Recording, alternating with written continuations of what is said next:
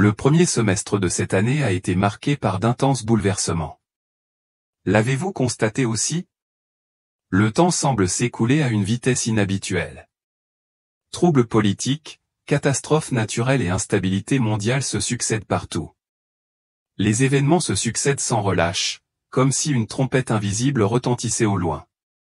Tout cela pourrait-il être le signe que quelque chose d'énorme se rapproche? La réponse se trouve peut-être dans le témoignage d'un homme décédé aujourd'hui. L'un d'eux a déjà commencé à se manifester. Ces événements ne sont pas seulement mondiaux. C'est un signal d'alarme pour chaque individu. Vous n'êtes pas ici par hasard. Alors, restez jusqu'à la fin, car dans chaque événement, il y a quelque chose que le Seigneur veut vous dire directement. Laissez votre nom et votre ville de résidence afin que nous puissions prier pour vous et demander à Dieu de se souvenir de vous dans son plan divin. Et à tous ceux qui nous ont soutenus par de grands remerciements, nous sommes profondément reconnaissants. Nous croyons que Dieu voit votre cœur et qu'il bénira abondamment votre obéissance. C'est bien plus que soutenir une chaîne. C'est un moyen pour vous d'intégrer directement dans votre vie un pas fidèle vers le plan que Dieu a préparé pour vous. N'oubliez pas, rien de ce qui est fait en son nom n'est jamais oublié. Et aidez-nous à répandre la vérité en ces temps de fin en cliquant sur le bouton « S'abonner ». Écoutons maintenant le témoignage de cet homme. Je m'appelle Joe Bani. J'ai 50 ans et j'ai passé une grande partie de ma vie à éteindre des incendies qui n'étaient pas les miens, parmi des familles brisées, parmi des adolescents qui ne parlaient plus à personne, parmi des adultes qui pleuraient doucement dans les bureaux gris de la vie moderne. Conseiller familial, disait-il. Mais je n'étais qu'un homme fatigué qui essayait de réparer ce que personne ne voulait vraiment réparer. Je me souviens de ce matin-là. C'était un jour d'avril comme les autres. J'avais parlé à une mère qui se sentait responsable du suicide de son fils. Elle l'avait trouvé pendu à la poutre du garage et ne pouvait plus prier. Je lui avais dit des mots auxquels même moi je ne croyais pas vraiment, Dieu est proche de ceux qui ont le cœur brisé. Elle avait hoché la tête, mais ses yeux étaient vides et peut-être les miens aussi. Puis tout s'est effondré. J'allais me lever, peut-être pour aller chercher un verre d'eau, ou peut-être pour fuir tout ça. Mais mon cœur a décidé pour moi. J'ai ressenti une douleur soudaine, mais pas intense ou juste un vide, un effondrement intérieur.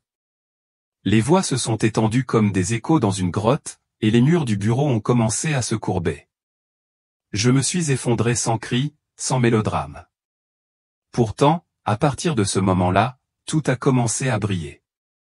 Je ne sais pas comment c'est arrivé, mais je me suis retrouvé très haut, suspendu au-dessus de mon corps. Je l'ai regardé avec un étrange détachement, comme s'il s'agissait simplement d'un vieux costume laissé sur une chaise. Mes collègues criaient. L'un d'eux appelait le 911. Une femme pleurait, la tête entre les mains. J'ai tout vu. J'ai tout entendu, mais je n'ai ressenti aucune peur. Juste un silence profond, plus réel que le bruit. Puis cette présence est apparue. Ce n'était pas une silhouette apparue soudainement, mais une réalité qui imprégnait tout. La pièce devint lumière, et la lumière devint chair, et la chair était Jésus. Pas comme dans les peintures, pas comme dans les histoires de mes grands-parents pentecôtistes. Non, c'était une présence vivante, pleine, irrésistible. C'était un feu qui ne brûlait pas, une vérité qui ne faisait pas mal, un amour qui ne demandait aucune explication. Ses yeux m'ont regardé comme personne ne l'avait jamais fait. C'était comme s'il voyait tout de moi, l'enfant blessé, l'adolescent en colère, le mari raté, l'homme qui cherchait Dieu mais le confondait avec le devoir. Pourtant, il ne m'a pas jugé. Il m'a aimé inconditionnellement. Alors, c'est la fin, me suis-je demandé intérieurement, sans un mot. Non, répondit-il. Sa voix ne venait pas de sa bouche, mais du centre de mon être. Joey, ce n'est pas encore fini. Je dois te montrer ce qui va se passer. Le son de mon nom prononcé par lui était comme une racine qui se propageait en moi. Je n'ai pas compris ce qu'il voulait dire. Mais avant que je puisse répondre, avant même que je puisse formuler une pensée, l'espace autour de nous a commencé à se transformer. La scène du bureau a disparu comme de la poussière dans le vent. Le temps s'est plié et tout ce que je connaissais s'est dissous. Un voyage commençait, et je n'étais pas prêt. Tout a commencé dans un endroit qui semblait à la fois vaste et étouffant. Je n'étais plus dans un monde avec ciel ou terre. C'était comme si j'avais été projeté dans l'esprit fracturé d'une civilisation mourante, une structure colossale suspendue dans un vide sans fin ou une cathédrale de pensée abandonnée par son propre créateur.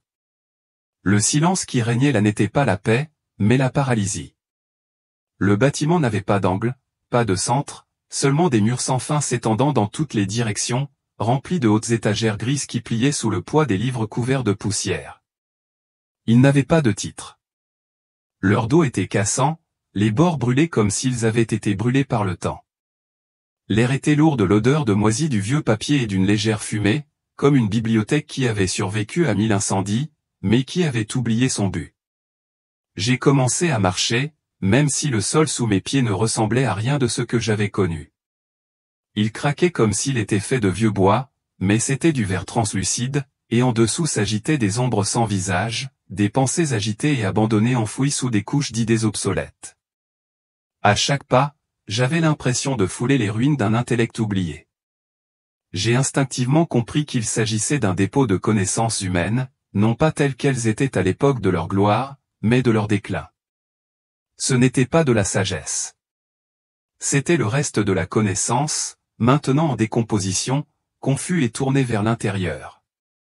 Des silhouettes bougeaient autour de moi. Des hommes et des femmes de tous âges étaient habillés impeccablement, comme s'ils étaient préparés pour une réunion officielle. Pourtant, leurs expressions étaient dépourvues de lumière. Leurs yeux étaient creux, leurs mouvements mécaniques. Dans leurs mains se trouvaient ces mêmes volumes gris. Ils les parcouraient désespérément, parcourant page après page avec des doigts tremblants, les yeux rivés sur eux, à la recherche de la vérité ou peut-être de la clarté. Mais rien n'a jamais été trouvé. Une fois qu'un livre était terminé, ils le remplaçaient et en prenaient un autre, puis encore un autre. Souvent, ils revenaient au même, relisant ces pages vides comme si la répétition pouvait en quelque sorte en révéler le sens. C'était un cycle de désespoir silencieux, un désert déguisé en bibliothèque. Ils avaient soif, mais les puits étaient secs. Personne n'a parlé. Personne n'a pleuré. C'était comme si la douleur de la futilité était devenue partie intégrante du mobilier, acceptée et inévitable. Puis j'ai remarqué que les murs sculptés dans la pierre lisse étaient des inscriptions palpitantes des phrases dans toutes les langues jamais parlées. Ils brillaient faiblement, comme s'ils étaient vivants. Je me suis senti attiré par eux, et je n'étais pas seul. Un jeune homme s'est approché d'une inscription écrite en latin. Sa posture et ses vêtements le désignaient comme un érudit, peut-être un scientifique. Ses yeux brûlaient d'une faim intellectuelle. Il tendit la main et effleura les lettres avec ses doigts. En un instant, la lumière a disparu. L'écriture s'est effondrée en cendres, tombant en cascade sur son costume en forme de bras. Il recula de douleur, mais personne ne se tourna pour l'aider. Personne ne broncha. Son cri n'était qu'un autre son parmi les pages bruissantes et le silence résonnant. Et puis il était là. Je ne l'avais pas vu arriver, mais soudain Jésus s'est tenu à côté de moi. Il n'y avait pas besoin de présentation. Sa présence ne remplissait pas la pièce. C'est devenu la pièce. Pour la première fois dans cet endroit, l'air semblait vivant. Il a parlé et sa voix a fait trembler les murs. C'est l'esprit de l'humanité. Ils ont construit des cathédrales de pensée, mais ont oublié la parole. Ils ont élevé des tours vers le ciel, mais les fondations sont de sable et d'orgueil. Il m'a regardé, pas moi, et je me suis senti exposé, mais sans peur. Puis il leva son bras et le plafond au-dessus de nous se fendit comme un lourd rideau tiré en arrière. Au-delà, j'ai vu un ciel sombre, mais il n'était pas vide. Il était bordé de symboles, d'étranges écritures à l'envers, scintillantes comme un code en miroir. Je ne pouvais pas les lire, mais je les comprenais. Je suis mon propre Dieu. Il n'y a pas de vérité absolue. Le bien et le mal sont des illusions. La foi est une cage. L'évolution est le salut. Ce n'étaient pas des déclarations. Il s'agissait de croyances érigées par l'homme en évangile, gravés dans l'atmosphère de la compréhension humaine, et c'étaient des mensonges. Jésus tourna son regard vers la foule en contrebas. Ils cherchent des réponses, a-t-il dit, mais ils ne les trouveront pas ici. Ils ont banni la lumière de leurs recherches. À ce moment-là, toute la bibliothèque se mit à trembler. Les étagères se sont fissurées. Les livres ont pris feu sans flamme, brûlant silencieusement, page par page. Les gens se bousculaient, désespérés, serrant les volumes contre leur poitrine, cherchant à en récupérer davantage, comme s'ils pouvaient sauver ce qui restait. Mais chaque livre qu'ils touchaient se transformait en cendres dans leurs mains. Le feu a tout consumé. Pourtant, cela n'émettait aucun bruit. Puis quelque chose d'inattendu s'est produit. J'ai vu quelques personnages commencer à s'éloigner des étagères. Lentement, presque avec hésitation, ils lâchèrent les livres. Leurs mains tombèrent vides et leurs genoux fléchirent. Un par un, ils se sont agenouillés, non pas en signe de défaite, mais de reddition. Ils ne cherchaient plus avec leurs yeux. Ils les ont fermés. Ils ne cherchaient pas à comprendre. Ils cherchaient le pardon. Et là où d'autres étaient entourés de cendres, ces quelques-uns ont commencé à briller. Le costume sur leurs épaules s'est transformé en lumière.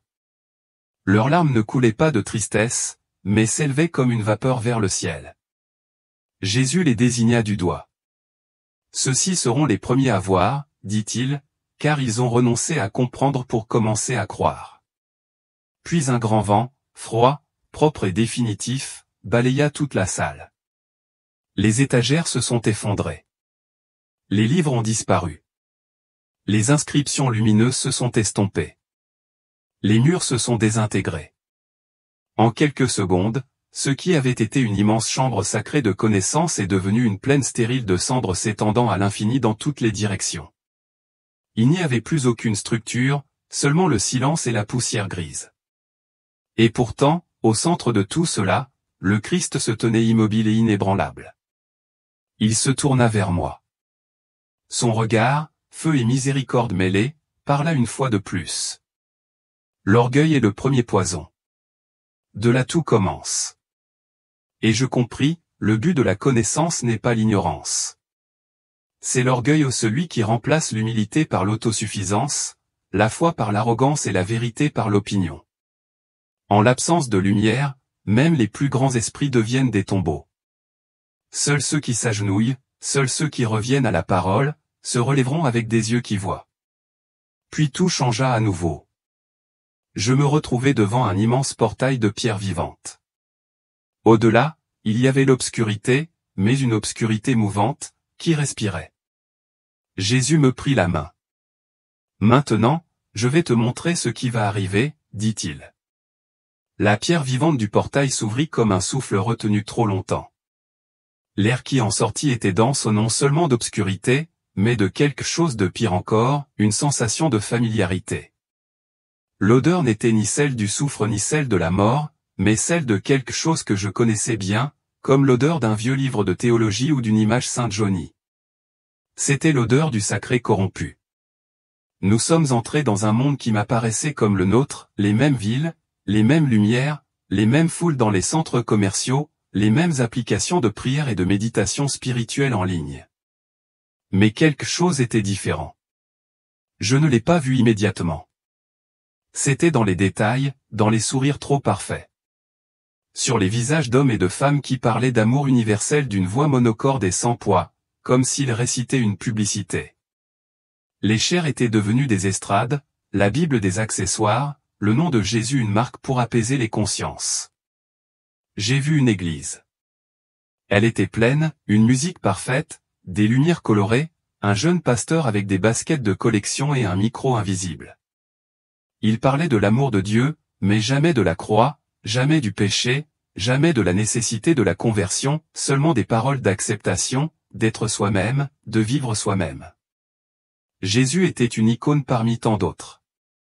Personne ne le contestait, mais personne ne le suivait. Puis j'ai vu une autre scène. Un groupe de jeunes gens vêtus de blanc, dans les bois, chantaient des hymnes anciens, mais avec des paroles nouvelles, comme « Je suis la lumière, je suis le chemin ». L'un d'eux serrait un cristal contre sa poitrine. Un autre lisait des versets bibliques ainsi que des passages de la Torah et du Coran, proclamant que toutes les religions mènent à la même montagne. Jésus était à mes côtés, mais il restait silencieux. Il observait avec tristesse. Je me suis écrié, « Pourquoi n'interviens-tu pas? Pourquoi ne les secoues-tu pas ?» Il répondit sans se retourner, « Parce qu'ils ont choisi de ne pas voir. » La grande tromperie ne s'impose pas. Elle est désirée. C'est le fruit mûr de l'orgueil spirituel. Ils veulent un Dieu qui leur ressemble, pas un Dieu qui les transforme. Puis j'ai vu une immense salle de conférence. Des chefs religieux de toute confession y signaient un traité de paix spirituelle mondiale, un document qui unissait toutes les religions en une seule fraternité. J'ai aussi vu des évêques et des cardinaux. Certains riaient. L'un d'eux a déclaré, « Le temps des différences est révolu. Le seul dogme est l'amour. » Et tout le monde a applaudi. Mais dans l'air, quelque chose crépitait comme un courant impur, comme un serpent s'enroulant sous un manteau doré. Jésus s'est tourné vers moi, ses yeux n'étaient plus seulement compatissants, mais pleins de flammes. Ils ont rejeté la vérité pour embrasser la tolérance. Mais ce n'est pas de l'amour, c'est de la complicité avec le mal. Soudain, les murs des églises et des mosquées, des temples et des synagogues ont commencé à fusionner en un seul bâtiment monstrueux, un temple sans visage. Au centre se trouvait un trône, mais ce n'était pas le Christ qui y était assis. C'était une ombre, un être au visage changeant qui changeait d'apparence selon qui le regardait. Pour certains, c'était Bouddha, pour d'autres un gourou, pour d'autres encore une mère divine ou un esprit cosmique. Voici le cœur de la grande tromperie, dit Jésus. Le monde n'aura plus qu'un seul autel, mais ce ne sera pas pour moi. Puis j'ai vu les millions de fidèles. Ils priaient, chantaient, s'embrassaient, mais ils étaient aveugles. Ils avaient tous un bandeau noir sur les yeux. Certains avec du fil d'or, ils pensaient pouvoir voir, mais ils marchaient vers un précipice. Jésus tendit la main et, dans le silence, dit, « Celui qui n'est pas enraciné dans ma parole sera balayé. » Les fondements s'effondrent, mais ceux qui écoutent ma voix, je les préserverai. À ce moment-là, j'ai vu de petits groupes isolés dans des cabanes, des caves, des endroits cachés. Ils portaient des Bibles usées, les genoux pliés, le visage marqué par les larmes. Ils étaient peu nombreux, mais leur lumière était plus forte que celle du faux temple. Leur chant n'était pas parfait, mais ils émurent le ciel. Jésus sourit. Le mensonge grandira, mais ma lumière aussi. Là où les ténèbres s'accroissent, mon feu s'intensifiera. Maintenant, regarde, Joï, le réveil commence. La scène changea. Le temple de la tromperie se dissolvait comme un rêve brisé. Et dans ce vide subsistant, quelque chose d'inattendu apparut. Le silence, mais pas un silence vide. C'était une anticipation, comme l'instant précédant l'aube, lorsque chaque créature retient son souffle. J'ai senti Jésus marcher à côté de moi, et sa voix était un murmure qui fendait l'air. Mon réveil ne commence pas dans les palais, mais dans les cœurs brisés. Puis j'ai vu le premier éclair. Il est tombé sur un gratte-ciel. Un jeune programmeur, seul dans son bureau à Singapour, fixait un écran rempli de codes. Il était intelligent, influ, travaillant sur une intelligence artificielle spirituelle capable de simuler la voix de Dieu. Mais quelque chose s'est cassé. Je l'ai vu s'arrêter, fermer les yeux, appuyer son front contre le clavier. Puis il s'est mis à pleurer. Ce n'étaient pas des pleurs humains, mais des pleurs qui venaient de son âme. Il a dit, seulement Jésus. Je ne te connais pas, mais si tu es là, brise-moi. Et le ciel s'est ouvert. Une lumière le traversa, et sa bouche se mit à louer sans savoir comment. Les lignes de code ont disparu et un seul mot est apparu sur l'écran, je suis. Le deuxième incendie s'est déclaré dans une salle de classe d'une université aux Pays-Bas. Un professeur de philosophie connu pour avoir publiquement démoli la foi chrétienne expliquait que la religion n'était qu'une invention culturelle. Mais tandis qu'elle parlait, elle s'arrêta. Ses mains tremblaient, ses yeux s'emplissaient de terreur et de lumière. Elle porta une main à sa poitrine, tomba à genoux et s'écria, « Je me suis trompée. Je l'ai vu. Il est vivant. Les élèves riaient, certains filmaient, mais elle ne les voyait pas. Elle était déjà ailleurs. Jésus l'avait transpercée d'amour. Puis j'ai vu la lumière frapper un groupe de musulmans rassemblés pour la prière nocturne. C'était une petite mosquée dans le désert algérien. Ils tombèrent tous au sol en même temps, comme poussés par une force invisible. Un garçon se leva le premier, les yeux grands ouverts, pleins de feu. « J'ai vu Issa », s'écria-t-il. Vêtu de blanc, les mains percées, il me dit qu'il est le chemin. Le muezzin essaya de l'arrêter, mais il était trop tard. Là aussi, l'éveil avait commencé. Le feu ne respectait aucune frontière. Je l'ai vu dans le sous-sol d'Hollywood où 2 jeunes actrices ont brûlé les scénarios qu'elles avaient signés pour de l'argent et du succès. L'un d'eux a dit, « Je ne peux plus faire ce qui blasphème Dieu. Je veux seulement chanter pour lui. » Les rires des agents, les contrats déchirés, les portes fermées et pourtant ils étaient libres comme des aigles en vol. J'ai vu des mères en Ukraine qui, au milieu des sirènes et des décombres, ont appris à leurs enfants à prier avec des mains tremblantes et une foi inébranlable. J'ai vu des enfants au Brésil descendre dans la rue avec des pancartes faites à la main, « Jésus revient. Soyez prêts. » Et j'ai vu des prêtres, des religieuses, des ouvriers, des toxicomanes, des pirates informatiques, des juges et des vendeurs ambulants recevoir la touche de l'esprit et commencer à parler des langues qu'ils n'avaient jamais entendues. Prier avec puissance, prêcher avec des larmes, servir avec feu. Mais ensuite les fissures ont commencé. Des familles ont été divisées. Des écoles ont été expulsées. Des entreprises ont été licenciées. Certains ont été moqués, d'autres menacés.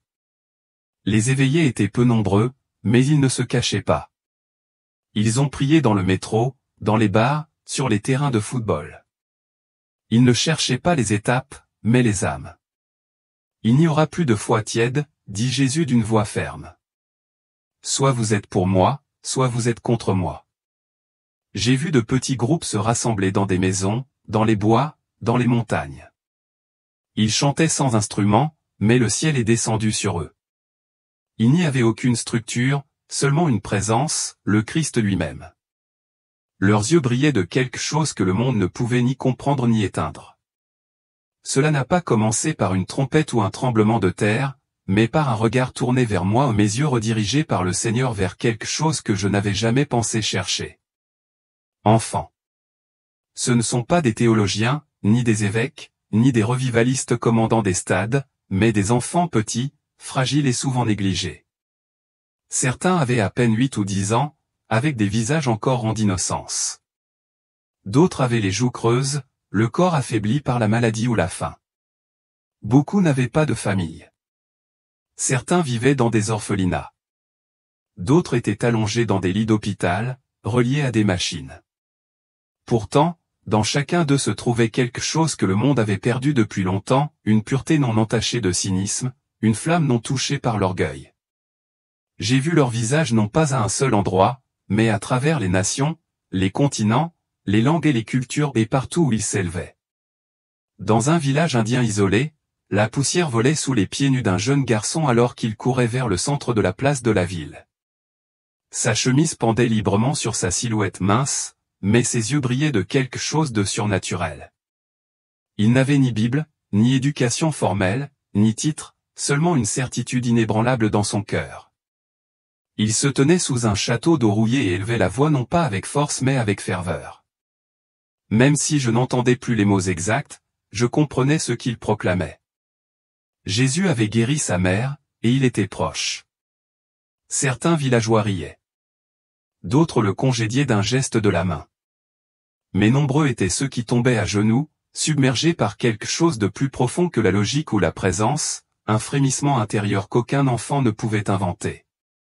Ailleurs, dans un camp de réfugiés enveloppés de poussière et de désespoir, j'ai vu une jeune fille accroupie près d'une femme mourante. Ses vêtements étaient en lambeaux, ses genoux meurtris par le sol rocailleux, et pourtant ses mains rayonnaient de chaleur lorsqu'elle toucha doucement le front de la femme.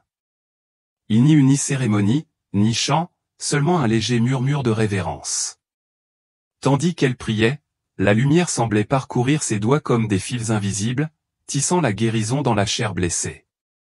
La femme remua, puis ouvrit les yeux, des yeux autrefois voilés par la douleur, mais désormais pétillants de vie. La jeune fille ne regarda pas autour d'elle pour la reconnaître. Elle ferma simplement les yeux, et de ses lèvres s'échappa un murmure, « Merci, Jésus ». D'autres visions se sont révélées. À Lagos, des enfants remplissaient une seule classe d'école, parlant des langues qu'ils n'avaient jamais apprises, leurs petites mains levées bien haut. À Sao Paulo, d'autres dansaient les yeux fermés, déclarant des visions d'anges et de trônes. À Paris, j'ai vu un garçon appuyer doucement sa paume sur l'épaule d'un sans-abri, priant pour lui au milieu d'une rue glaciale. Il y avait des croix dessinées à la craie sur les tableaux noirs des salles de classe, des postes TS sur les portes sur lesquelles on pouvait lire « Jésus vous aime ». Il revient bientôt. Dans chaque ville, dans chaque recoin sombre, ces petites lumières scintillaient et brûlaient, non pas avec fracas, mais avec conviction. Ces enfants ne prêchaient pas. Ils ne cherchaient pas les applaudissements. Ils n'accomplissaient pas de miracles devant les foules. Et pourtant, partout où ils allaient, les cœurs étaient transpercés, les démons tremblaient et les cieux s'ouvraient. J'ai senti la présence du Seigneur se rapprocher à nouveau. Bien qu'il ne dise rien au début, sa proximité était écrasante. Lorsqu'il a enfin parlé, ce n'était pas un ordre, mais un murmure qui a atteint le plus profond de mon esprit, « Les petits marcheront sous mon autorité. Le monde les ignorera, mais l'enfer les craindra. » Ces paroles n'avaient pas besoin d'explication. Je les compris immédiatement. Ce que les sages avaient compliqué, les enfants l'accueillaient avec confiance. Là où d'autres exigeaient des signes, les enfants croyaient simplement. Leur prière n'était pas stratégique. Ils étaient soumis. Leur pouvoir ne résidait pas dans l'expérience, mais dans la pureté. La vision changea une fois de plus. Je me trouvais désormais sous terre, dans une église souterraine, enfouie sous les rues animées d'une ville chinoise. Le contraste était saisissant. Au-dessus, le monde bougeait avec rapidité, bruit et distraction. En bas, dans ce sanctuaire caché, le silence régnait. Quelques croyants étaient rassemblés dans l'espace sombre. Aucune lumière, si ce n'est la douce lueur d'une bougie. Pas de sonorisation, pas de chœur, juste des mains tremblantes tenant des bibles usées et des lèvres chantant des hymnes si doux qu'ils remuaient à peine l'air. Pourtant, dans le monde spirituel, je pouvais voir ce que l'œil humain ne pouvait voir. Leur voix rugissait. Leur adoration montait comme un feu. J'ai vu des anges se pencher, attirés par la sincérité de ces saints invisibles. Leurs voix fêlées devenaient comme des trompettes secouant les cieux, leurs chants murmurés s'écrasant comme des vagues contre les portes de l'éternité. Puis Jésus reprit la parole, cette fois avec le ton d'un roi annonçant son combat, « Voici mon réveil. Il ne sera pas télévisé. Il ne sera pas confortable, mais il sera réel, et il a déjà commencé. » À cet instant, j'ai compris quelque chose avec une clarté cristalline. Le jour du retour du Seigneur n'était plus un événement lointain annoncé uniquement par prophétie. Il approchait, et les signes n'étaient pas là où le monde l'attendait. Il ne venait pas de haute tour ni de scène mondiale. Il ne se trouvait pas dans des sermons raffinés ni dans des réveils à la mode. Il émergeait des sols en terre battue et des prières murmurées, des camps de réfugiés et des chambres d'hôpital, des écoles en ruine et des grottes de culte éclairées à la bougie. Ce réveil n'était pas un spectacle. C'était un mouvement de vérité, porté par les plus inattendus, les petits, les inaperçus, les abandonnés, ceux que le monde pouvait négliger, mais que le ciel ne pouvait ignorer. Jésus ne tardait pas, il préparait son armée. Elle commença à 1,20 mètres de hauteur. Le son précéda la scène. Ce n'était pas un bruit, mais une vibration qui montait des profondeurs, comme le battement de cœur d'une immense créature. Puis j'ai vu la terre des continents entiers trembler sous un ciel de cuivre. Il ne pleuvait pas, aucun vent ne soufflait. Pourtant, tout semblait au bord de l'effondrement. Jésus m'a dit, « Regarde, ce qui semblait solide va se briser. » Et ce fut ainsi. J'ai vu une nation, puis une autre encore. Les économies s'effondraient les unes après les autres, telles des rangées de dominos. Les marchés étaient hystériques. Les dirigeants cherchaient des solutions, mais personne ne parvenait à contenir le chaos. Les gens se précipitaient au guichet des banques, mais ne trouvaient que des écrans noirs et des portes closes.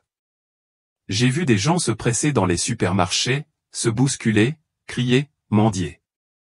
Mais les rayons étaient vides, et la panique était devenue une nouvelle religion. Puis le ciel s'est ouvert au-dessus d'une capitale européenne. Une tempête de feu a frappé des infrastructures technologiques que le monde croyait invulnérables. La panne fut mondiale. En une seule journée, les communications furent interrompues.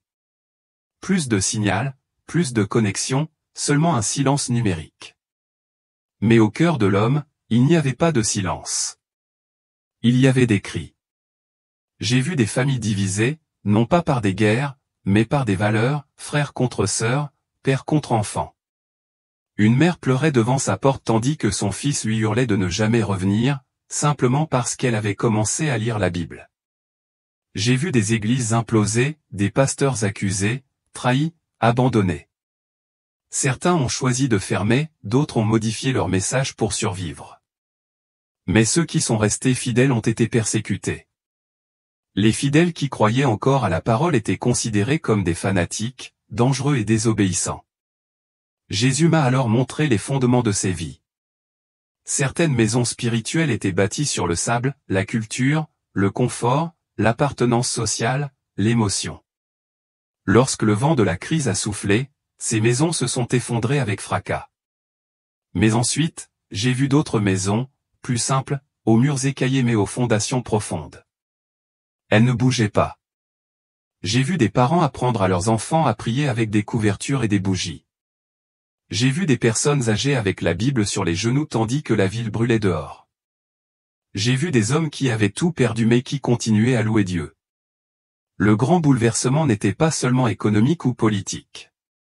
Il était moral et spirituel.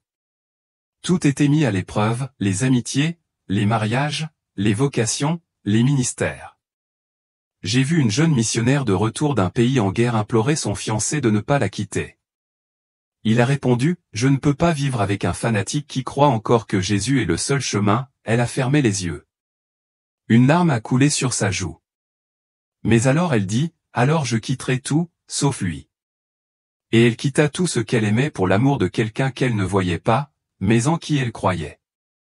Jésus m'a murmuré, « Maintenant tu comprendras pourquoi j'ai dit que celui qui veut sauver sa vie la perdra, mais celui qui perd sa vie à cause de moi la trouvera. » Puis j'ai vu les églises qui avaient résisté. Elles étaient peu nombreuses. Elles n'avaient ni LED ni théâtre, seulement des cœurs brûlants. Elles chantaient de vieux cantiques, souvent a cappella, mais le ciel descendait sur elles comme la rosée. Ils étaient persécutés, mais remplis de paix. Ils n'étaient pas grands, mais profonds. J'ai aussi vu les faux refuges des mouvements spirituels qui promettaient le réconfort mais proposaient des compromis. Leurs dirigeants parlaient d'unité sans doctrine, de paix mondiale sans vérité.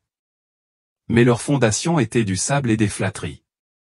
Et lorsque l'épreuve est arrivée, ils se sont effondrés. Jésus me regarda à nouveau, cette fois avec des yeux remplis de feu et de miséricorde. Ce tremblement sert à séparer l'éternel du temporaire. Ce n'est pas une punition.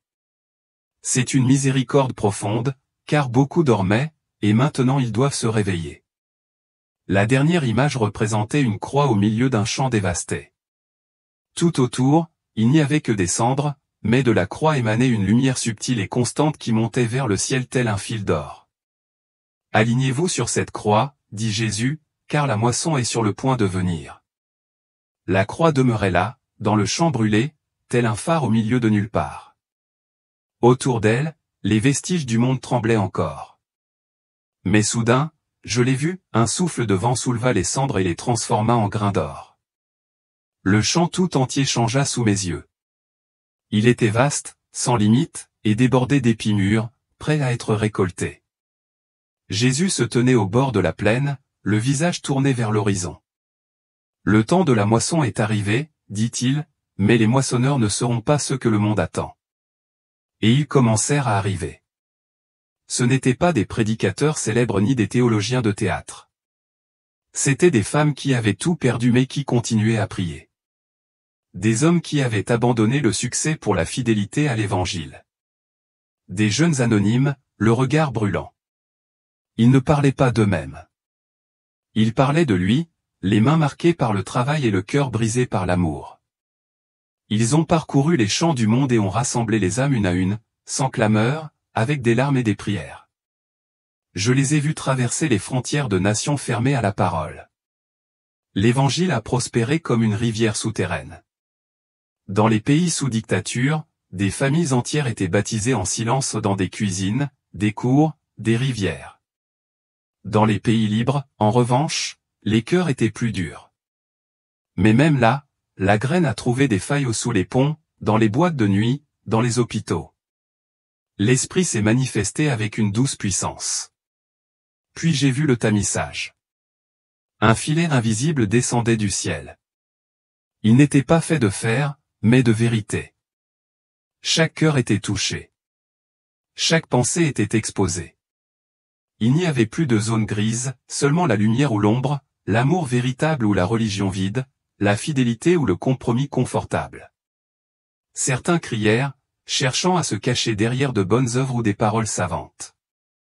Mais le filet les transperça et les laissa nus. Et beaucoup, trop nombreux, ceux qui portaient le nom du Christ depuis des années ont tourné le dos à la vérité. Certains ont ri avec mépris. D'autres se sont réfugiés dans de nouvelles doctrines qui promettaient la liberté mais offraient des chaînes. C'est le temps de la séparation, a dit Jésus d'une voix ferme. Je passe mon épouse au crible, non pas pour la punir, mais parce que je la veux pure. Puis j'ai vu les fidèles, les rares, les vrais. Ils pleuraient. Oui, parce qu'ils avaient perdu des amis, des familles, des églises entières, mais ils n'ont pas cédé. Ils ont marché sur la ligne ténue de la vérité, à pas lents mais assurés. Ils portaient une flamme dans leurs yeux, la même flamme que j'avais vue en lui. Et partout où ils allaient, ils laissaient derrière eux un sillage d'éveil, mais aussi de guerre. Et puis il est apparu. Il n'était pas venu de sous terre. Il venait d'au-dessus des projecteurs. Il était déjà là un homme fascinant, brillant et charismatique. Il parlait toutes les langues, mais d'une seule voix, celle que le monde voulait entendre. J'apporterai l'unité, a-t-il déclaré. Je guérirai les blessures des religions. Je suis le pont entre toutes. Il se présentait comme un ami de la paix, un défenseur des faibles, un guide spirituel. Des millions de personnes l'acclamaient. Les télévisions le diffusaient en continu. Les chefs religieux l'applaudissaient. Certains le comparaient au Christ. D'autres le qualifiaient de prophète. Mais ceux qui avaient les yeux ouverts tremblaient. Jésus m'a dit, c'est l'Antéchrist. Il est l'aboutissement de la grande tromperie. Il ne viendra pas avec des épées, mais avec des sourires, non avec du feu, mais avec des étreintes, mais à l'intérieur, il est un poison. J'ai vu des foules s'agenouiller devant lui. Certains lui apportaient même leur Bible à signer. Son regard était comme des yeux brillants en parfait mais sans âme. Chaque mot qui sortait de sa bouche semblait mielleux, mais paralysait, sauf la nouvelle révélation. Il disait, laissez le passé derrière vous. Unissez-vous à la lumière du progrès spirituel. Et au cœur de nombreuses églises, j'ai vu un nouveau signe, le Christ n'est pas le seul chemin. L'amour est le chemin. Et la vérité fut à nouveau crucifiée, cette fois dans les églises. Jésus m'a alors montré un petit groupe caché dans les bois, une Bible usée, une bougie vacillante, du pain rompu et des chants faibles mais vrais. Ceux-ci sont à moi, a-t-il dit. Je les ai réservés pour la fin des temps. Ils ne céderont pas. Ils ne se vendront pas. Et ils ne seront pas seuls. La dernière vision fut un cri venu d'en haut, comme une trompette céleste, comme l'appel d'un général avant la bataille. Puis le silence, mais ce silence avait le goût d'une victoire imminente. Jésus me regarda. Bientôt, tous les genoux fléchiront, mais d'ici là, reste éveillé et tiens bon. Le ciel ne s'est pas fermé brusquement. Ce n'était pas comme se réveiller d'un rêve. C'était comme se vider lentement de quelque chose à laquelle j'aurais voulu m'accrocher pour toujours. La lumière commença à reculer comme la marée au coucher du soleil. Et le visage de Jésus, qui avait été proche de moi à chaque instant, commença à se voiler, non pas à cause de la distance, mais à cause d'une gloire trop grande pour rester gravée dans le cœur humain. Le temps est venu, dit-il d'une voix claire. Tu dois revenir, non pas pour raconter une vision, mais pour sonner l'alarme, lancer une invitation, un appel à l'éveil. Tu es témoin non pas de l'avenir, mais de la vérité. J'ai essayé de répondre, mais les mots sont restés coincés dans ma gorge. Comment peut-on dire oui à quelque chose d'aussi immense sans trembler? Comment peut-on retourner parmi les hommes après avoir marché avec Dieu? Alors Jésus s'est penché vers moi, et son visage s'est approché si près que j'ai senti son souffle comme du vent sur mes os. Tu ne seras pas seul. Chaque fois que tu seras témoin, je te parlerai. Chaque fois que tu douteras, je te le rappellerai. Chaque fois que l'obscurité se resserrera autour de toi, je serai le feu en toi. N'aie pas peur du monde. N'aie pas peur du silence. Puis son doigt a touché ma poitrine, juste au-dessus de mon cœur. Une étincelle m'a parcouru, comme si quelque chose avait été gravé en moi. Je ne comprenais pas sur le moment ce que c'était. Mais je sais que depuis, je n'ai plus pu me taire. Et puis le rideau est tombé. Le retour à mon corps ne s'est pas fait en douceur. C'était comme être précipité du haut d'une montagne. Une secousse soudaine, une vive douleur à la poitrine, et puis les voix humaines les vraies perçant le brouillard. Il revient. Il a un pouls. Il est vivant. Mes yeux s'ouvrirent brusquement, une lumière stérile, une odeur de désinfectant, des gens en blouse. Mais en moi, le feu ne s'était pas éteint. Je le sentais vibrer dans mes os et mon sang comme un écho de ce que j'avais vu. Les heures passèrent, puis les jours. Les médecins ne parvenaient pas à expliquer mon retour. Moins 8 minutes et 11 secondes d'arrêt cardiaque et aucun dommage neurologique, aucune séquelle, juste des yeux remplis de quelque chose qu'ils ne pouvaient interpréter. Ils m'ont posé des questions. Ils cherchaient des réponses scientifiques. Mais ce n'était pas une question de médecine. C'était une mission.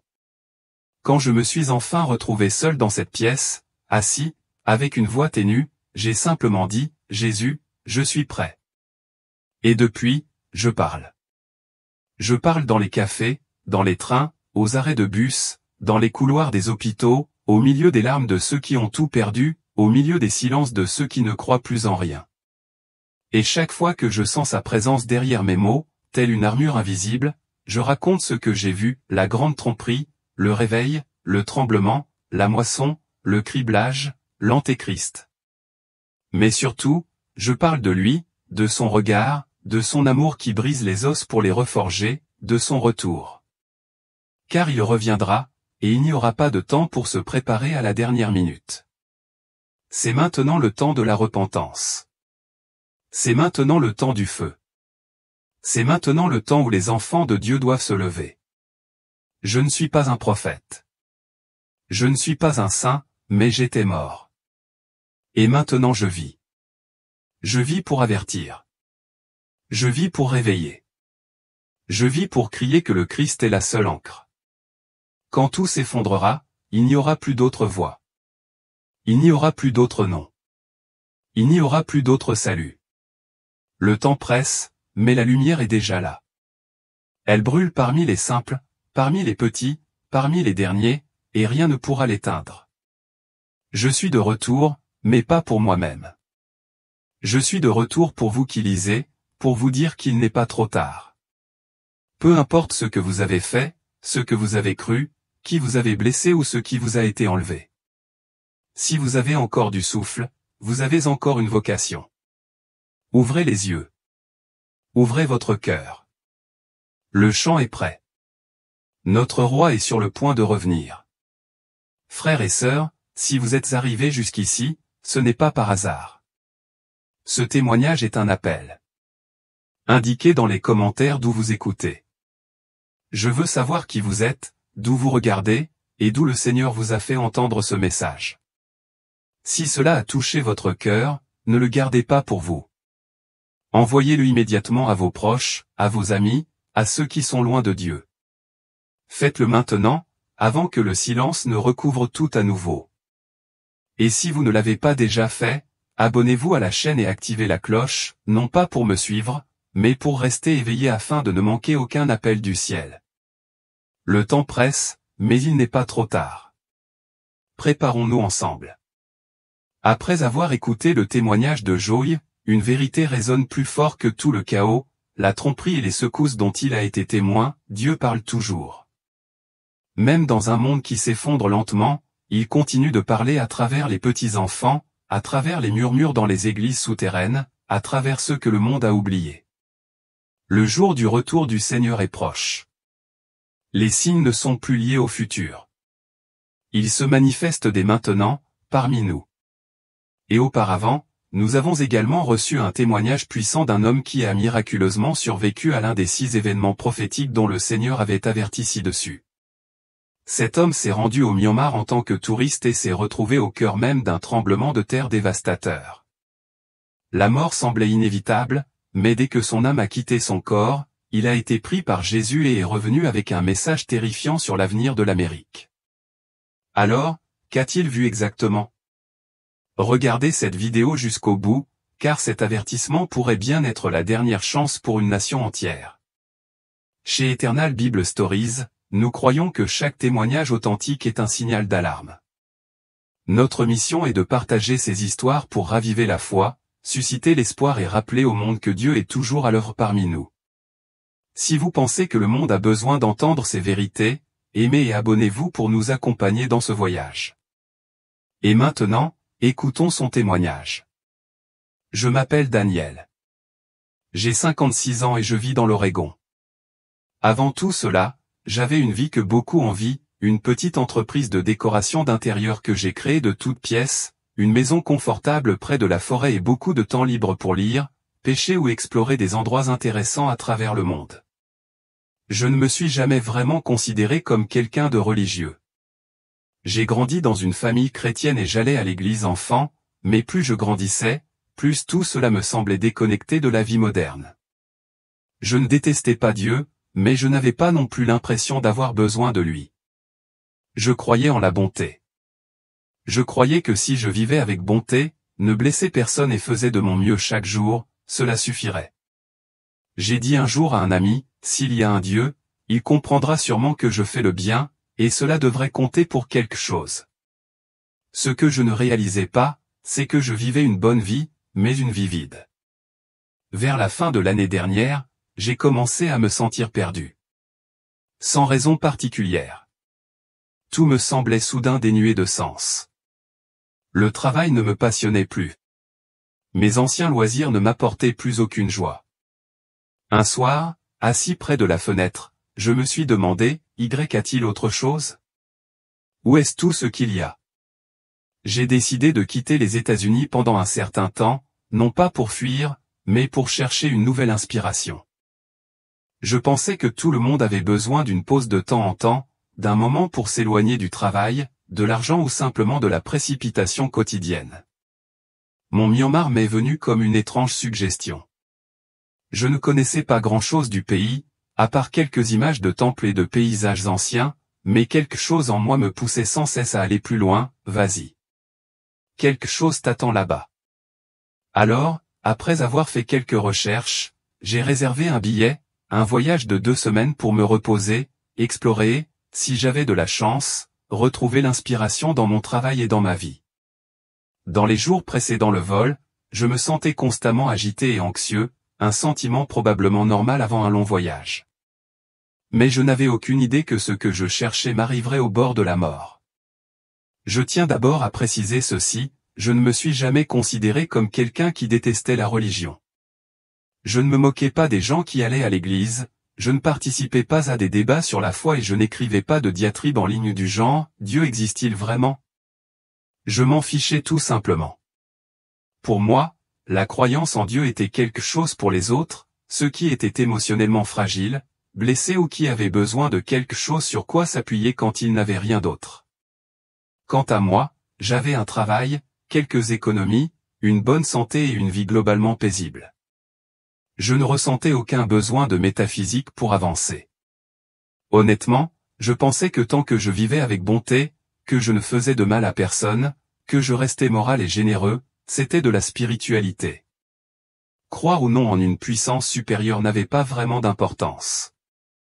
J'avais voyagé dans de nombreux pays religieux au Thaïlande, Népal, Inde, visité des temples à couper le souffle, me suis arrêté devant des statues de Bouddha, pris quelques photos, et reparti comme un touriste ordinaire.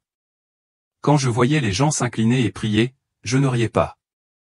Je ne les jugeais pas. Je ne comprenais tout simplement pas comment quelqu'un pouvait croire avec une telle intensité.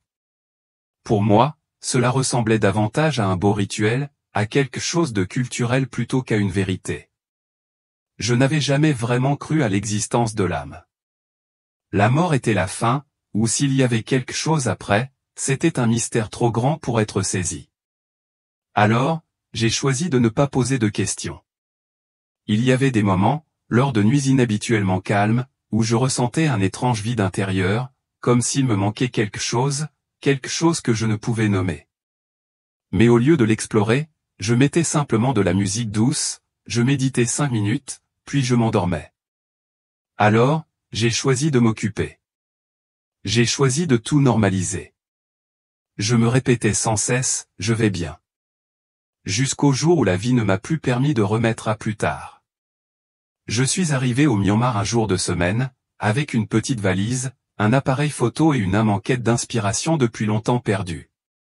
Après près de 3 décennies de stabilité, devenue obsolète en Amérique, j'aspirais à autre chose, non pas à une aventure téméraire, mais à une sorte de nouveauté tranquille, juste assez pour réveiller des émotions qui sommeillaient en moi depuis longtemps.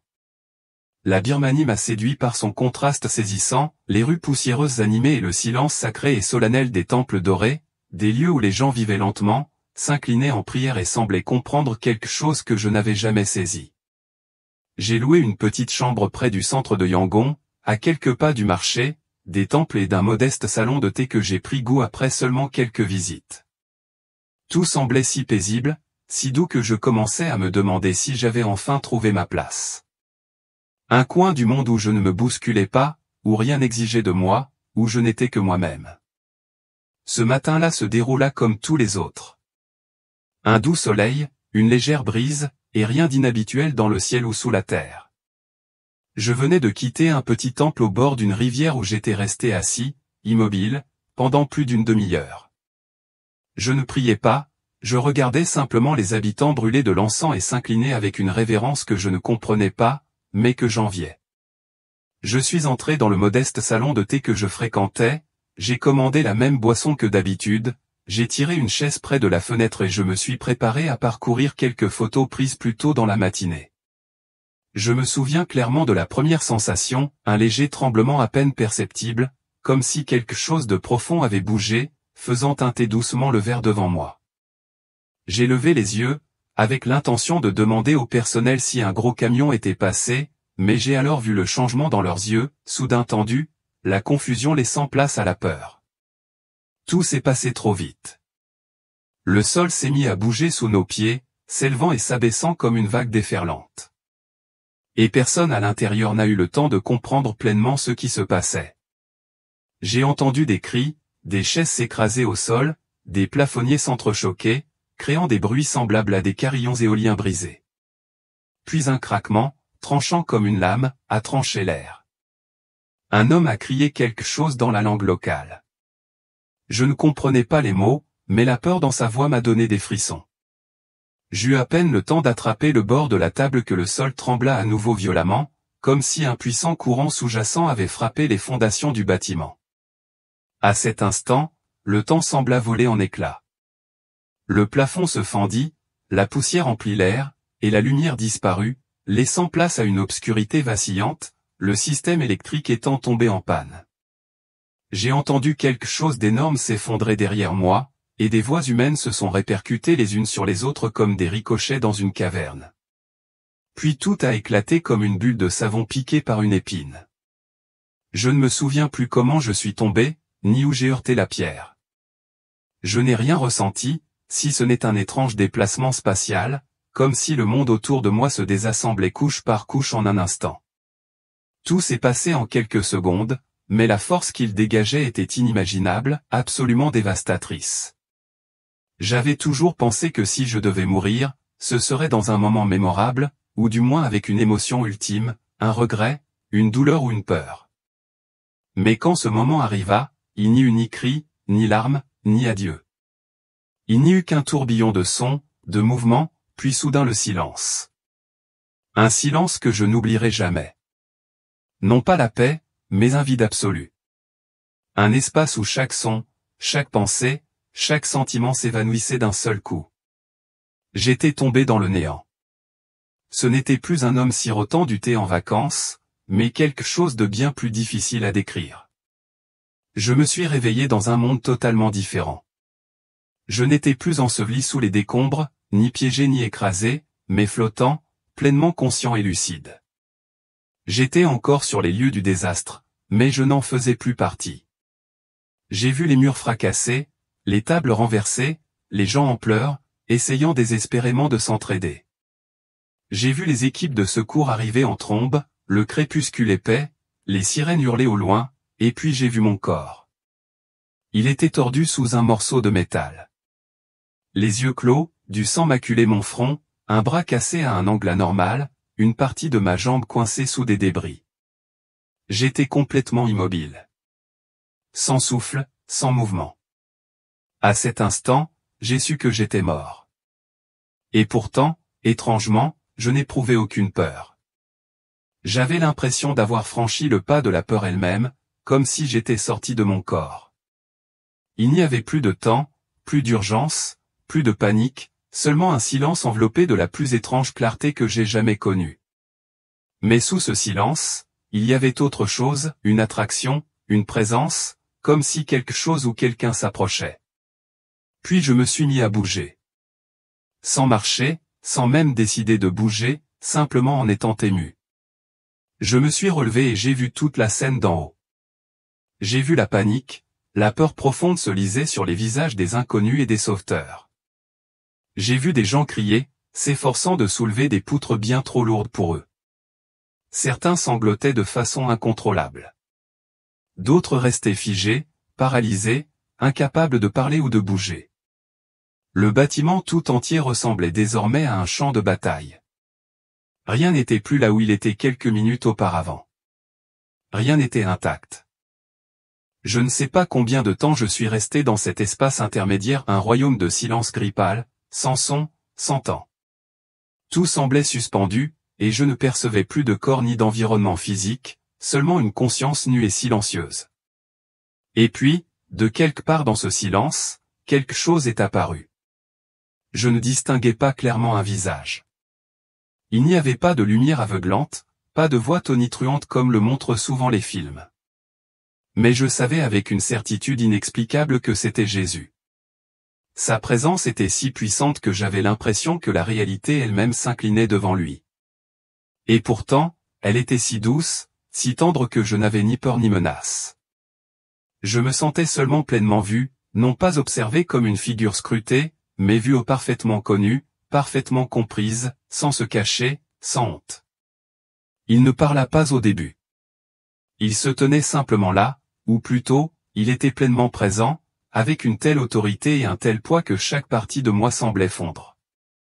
Il n'y avait aucune question, aucun jugement, aucun visage furieux, seulement un regard pénétrant non pas à travers les yeux, mais à travers la vérité absolue elle-même.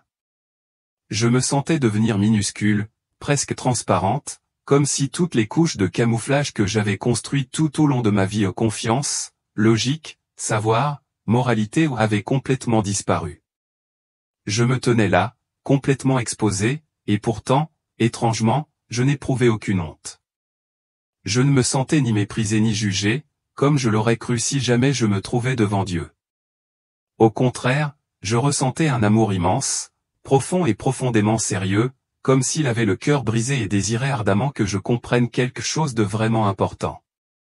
Et puis j'ai commencé à revoir ma vie non pas comme un diaporama de souvenirs, ni comme une liste de réussites et d'échecs. C'était une révélation brutale de la vérité. Un lieu où il n'y avait plus de place pour les artifices, les excuses ou le détournement du regard. J'ai vu les différentes étapes de ma vie se dérouler clairement, comme si une lumière venue d'un autre monde éclairait des recoins de ma mémoire que je n'avais jamais pensé revisiter. J'ai revu les années où j'avais bien vécu, comme le monde le loue souvent. Travailleur acharné, poli, serviable autant que possible, vivant avec bonté, évitant les conflits et allant même jusqu'à donner généreusement aux moins fortunés. J'en tirais une certaine fierté, pensant que c'était suffisant. Je ne faisais de mal à personne. Je ne menais pas dans l'insouciance. Je ne mentais pas et n'agissais pas avec cruauté. Je croyais sincèrement que c'était le modèle d'une personne morale. Et peut-être que, selon les critères de la société, c'était le cas. Mais à cet instant, lorsque tout fut perçu à travers les yeux du saint, je compris une douloureuse vérité. Toutes ces choses, aussi nobles et bonnes qu'elles puissent paraître, restaient vaines sans sa présence. Je n'avais pas vécu avec Dieu. Je ne l'avais pas cherché. Je n'avais même pas demandé sincèrement, « Seigneur, qui es-tu? Et es-tu vraiment réel ?» J'ai clairement vu les moments où j'avais délibérément évité les questions spirituelles. Ces fois où j'ai coupé la parole à quelqu'un dès qu'il a commencé à parler de Jésus. Ces fois où j'ai repoussé les invitations de mes amis à aller à l'église ou à rejoindre un groupe d'études bibliques. Je me suis vu ricaner discrètement lorsque quelqu'un priait en public ou publiait un verset biblique en ligne. Et comment un subtil sentiment de condescendance s'installait en moi sans même que je m'en aperçoive, car je pensais être simplement rationnel, scientifique et lucide. Mais je comprenais maintenant que cette attitude était le symptôme d'un cœur fermé à la vie réelle. Je n'avais pas l'impression d'être jugé. J'avais l'impression d'être réveillé. Comme si Dieu me disait par sa seule présence, « Je n'ai pas besoin que tu sois parfaite. J'ai besoin que tu vois. Que tout ce que je croyais autrefois était suffisant ne l'était plus. Que ce que j'appelais la foi moderne était en fait un rejet en douceur. Et surtout, de voir qu'il m'aimait toujours, qu'il m'attendait toujours, même si je l'avais ignoré pendant presque toute ma vie. Cette prise de conscience m'a brisé, non pas à cause de la culpabilité, mais à cause d'un amour si vaste, si pur que j'avais passé ma vie à traiter comme inutile. Juste après cette rencontre avec Jésus, alors que mon âme tremblait encore d'émerveillement, submergée et saisie d'un regret inexprimable, quelque chose d'autre se produisit. Une lumière douce et puissante m'enveloppa, comme un léger murmure me rappelant que le voyage n'était pas encore terminé. Je n'entendais pas de voix, mais je savais avec une clarté absolue qu'il allait me montrer ce qui allait suivre. Pas mon passé, pas moi-même, mais ce qui allait arriver à ce monde, et plus particulièrement à ma patrie. Tout autour de moi changeait de couleur. Ce n'était plus le calme gris-blanc d'avant, mais une succession d'images apparaissant comme une carte vivante, et au centre de tout cela se trouvait l'Amérique. Mais pas celle que j'avais traversée autrefois, vitre baissée. Ce n'était plus l'Amérique dont j'étais autrefois fier en voyant le drapeau flotter haut. Ce n'était plus l'Amérique où j'avais l'habitude de siroter un café dans les cafés tranquilles. Non, c'était une autre Amérique, secouée par de violentes secousses. Des villes familières se sont présentées à mes yeux, New York, San Francisco, Chicago, Seattle, Houston, Atlanta, Dallas, Miami, Philadelphie, Phoenix. L'une après l'autre, non pas triomphantes, mais effondrées. J'ai vu le sol se fendre. Sans avertissement, sans préparation, sans le temps de réagir. Les autoroutes s'effondraient comme du papier. Les voitures s'enfonçaient dans le sol. Les gratte-ciels s'inclinaient puis s'effondraient comme des châteaux de sable emportés par les vagues. J'ai vu des ponts emblématiques s'effondrer et s'effondrer dans les rivières en contrebas. Des quartiers sombrer dans le chaos, des enfants hurlant dans les bras de leurs parents, des adultes courant comme des fous, sans savoir où trouver la sécurité. Il n'y avait ni électricité, ni réseau, ni police ni équipe de secours, seulement des cris, des pleurs et le rugissement de la terre elle-même, comme si la planète gémissait d'agonie. Mais je ne croyais pas que la nature devenait folle. J'ai ressenti quelque chose de bien plus sacré, comme si Dieu lui-même parlait au monde, j'ai frappé à vos portes tant de fois, et c'est mon dernier coup. Alors que j'étais encore sous le choc de ce que j'avais vu, la vision continuait de se déplacer. Cette fois, j'ai vu la réaction de l'humanité. Non seulement celle des fidèles, mais celle de la société tout entière. J'ai vu les riches retirer leur argent avec frénésie, serrant leurs valises remplies d'or et de dollars, hurlant dans leur téléphone en cherchant des vols pour quitter le pays. Bien qu'il n'y ait plus aucun endroit véritablement sûr, j'ai vu des politiciens tenir des conférences de presse urgentes, leurs paroles fermes mais leurs regards trahissant la peur, promettant de reconstruire un avenir radieux. Pourtant, pas une seule d'entre elles n'a mentionné Dieu. Des célébrités ont diffusé en direct de vagues messages de foi en l'humanité, mais sous leur maquillage se cachaient des visages creusés par la panique et le vide. J'ai vu des foules rassemblées autour d'écrans géants, suspendus à chaque mot d'un jeune homme debout sur une scène, habillé simplement mais parlant avec une confiance frappante, comme s'il était lui-même la réponse à tous les problèmes. Il a promis un ordre nouveau, la paix, une sécurité absolue, la prospérité, et la foule a éclaté en applaudissements, criant de soulagement. Mais dans leurs yeux, je n'ai vu que le vide comme des corps en quête d'une âme qui ne viendrait jamais. Et puis j'ai entendu cette voix, la voix de Jésus. Elle n'était pas forte. Elle ne grondait pas comme un orage. Mais elle résonnait dans tous les recoins de mon âme, comme si elle était gravée en moi. Ils implorent le monde de les sauver. Mais je suis ce dont ils ont besoin. Cette phrase a déchiré l'air autour de moi comme une épée, non pas pour tuer, mais pour couper le fil de la tromperie qui liait l'humanité. À ce moment-là, je ne pouvais plus respirer, non pas par manque d'oxygène, mais parce que mon cœur se brisait. Dieu ne m'avait pas seulement montré la destruction physique. Il m'avait montré la dévastation spirituelle, l'effondrement intérieur qui se déroulait sur la terre. L'humanité, même au cœur de la catastrophe, ne s'est toujours pas repentie, n'a pas prié, n'a pas cherché celui qui l'avait créé. Elle s'est réfugiée dans l'argent, la science, la technologie, vers de nouveaux soi-disant sauveurs, mais personne n'a couru vers Dieu. Et tandis que je regardais tout cela, j'ai compris la vérité la plus douloureuse, l'indifférence elle-même était le plus grand tremblement de terre. Non pas le tremblement de terre, mais l'effondrement silencieux de l'âme humaine. Quelque chose qu'aucun sismographe ne pouvait mesurer. Pourtant, c'était précisément ce qui tuait ce monde jour après jour. Je restais là, incapable d'autre chose que d'assister à ce spectacle. J'avais l'impression que mon âme était déchirée, car je savais que j'avais été autrefois comme eux. Moi aussi, j'avais couru après des choses qui ne pourraient jamais me sauver. Et si Dieu ne m'avait pas sauvé de la mort ce jour-là, je sourirais probablement encore au monde, complètement aveugle à la vérité. Je pensais que la vision prendrait fin après ce que je venais d'observer, l'Amérique tremblante, des millions de personnes paniquées, des villes s'effondrant comme des châteaux de sable. Mais Jésus est resté. Il n'est pas parti. Sa seule présence m'a clairement fait comprendre, ce n'était pas une simple révélation à méditer en silence. C'était une mission, un avertissement qui m'était adressé directement.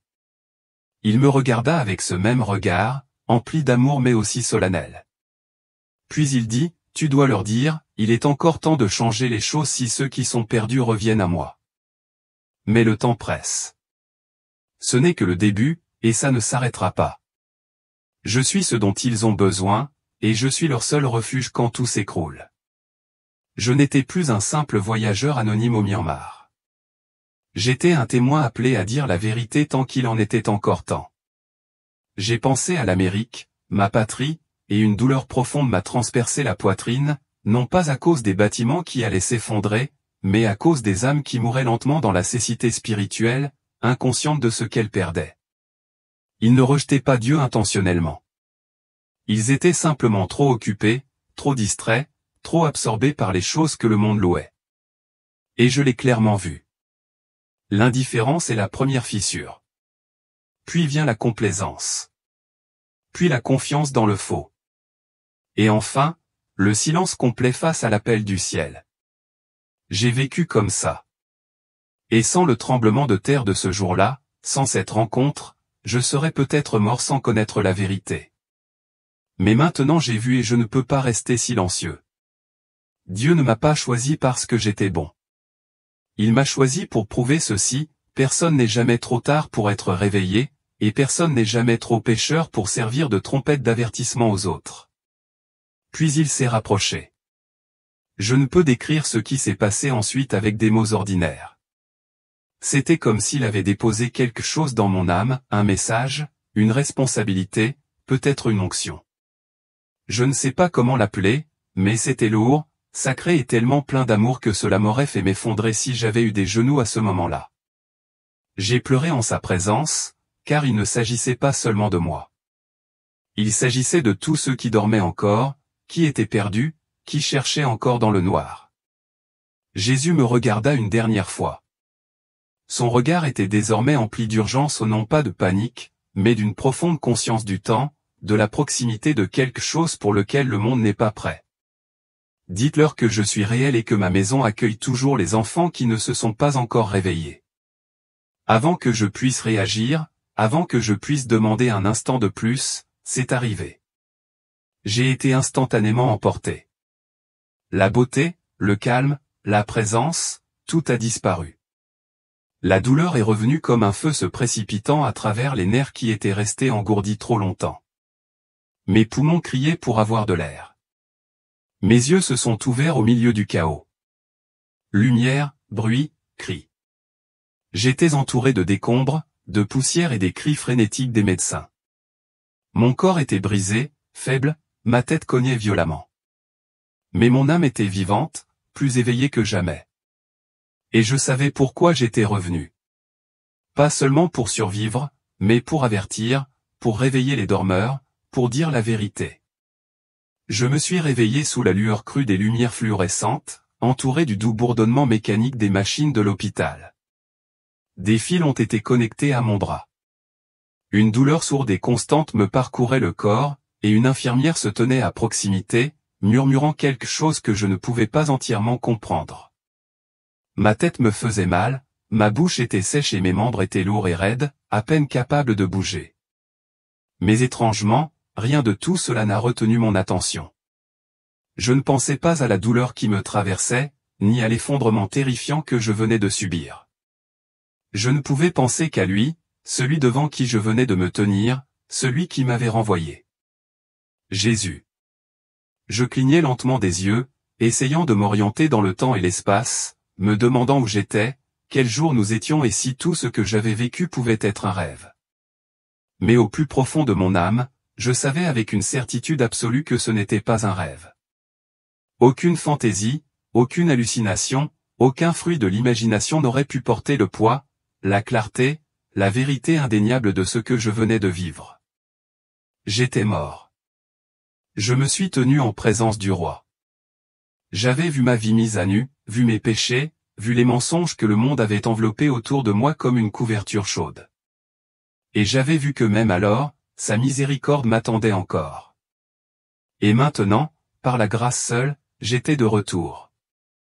Les infirmières étaient douces lorsqu'elles s'occupaient de moi, et les médecins, bien que professionnels, ne pouvaient cacher leur étonnement que je sois encore en vie.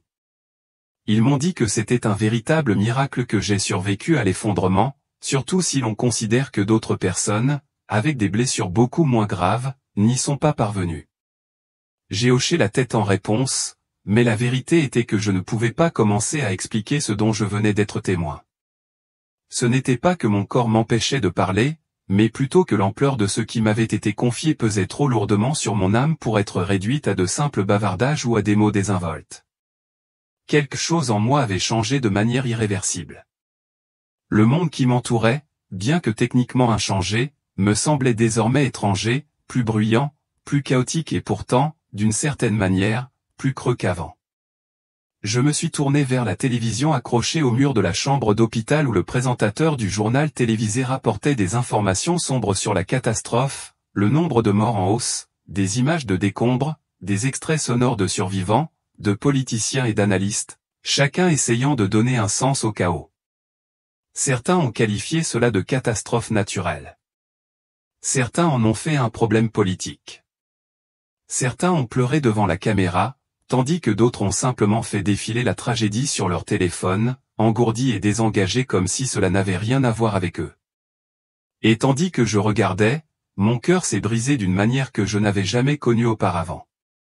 Parce que j'avais vu la vérité derrière tout cela. Il ne s'agissait pas seulement de bâtiments qui s'étaient effondrés en poussière.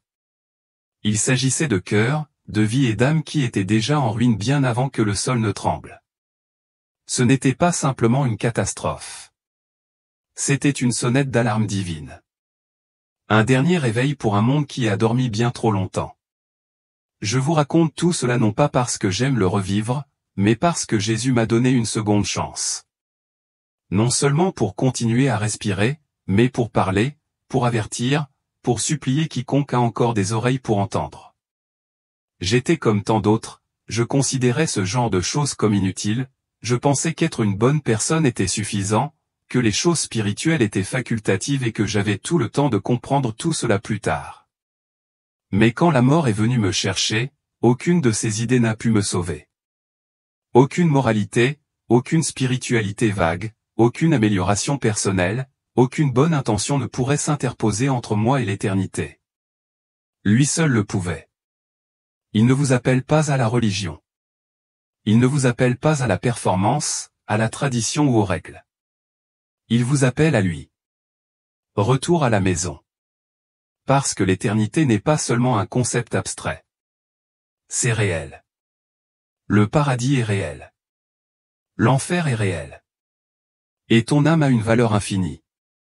L'histoire de Daniel n'est pas seulement une expérience de mort imminente. C'est un signal d'alarme pour un monde qui court après une fausse stabilité, oubliant où se trouve le véritable fondement. Il a vu l'Amérique non pas dans la gloire, mais dans la ruine. Il a vu l'humanité non pas dans un état d'éveil, mais dans la confusion et l'aveuglement spirituel. Mais Jésus ne lui a pas montré ces choses pour répandre la peur. Il leur a montré comment allumer une chance, une dernière opportunité de revenir à lui. Vous vivez peut-être dans un pays où le sol n'a pas encore tremblé. Mais qu'en est-il de votre âme? Est-ce qu'il craque tranquillement sous le poids du doute, du péché ou de l'indifférence? Si Daniel, un homme autrefois indifférent à la foi qui croyait qu'être bon était suffisant, a pu être réveillé au moment même où la mort approchait, alors vous le pouvez aussi. N'attendez pas que tout s'effondre avant de chercher celui qui peut vous relever. Que cette histoire soit une invitation non pas à la religion, mais à la vérité. Si votre cœur se sent ému, si vous croyez que ce monde a besoin d'être réveillé, laissez un commentaire ci-dessous car un seul mot honnête peut être le premier pas vers une transformation qui dure pour toujours. Et n'oubliez pas d'aimer et de vous abonner à Eternal Bible Stories afin que des témoignages comme celui-ci puissent continuer à atteindre les âmes qui attendent encore un miracle.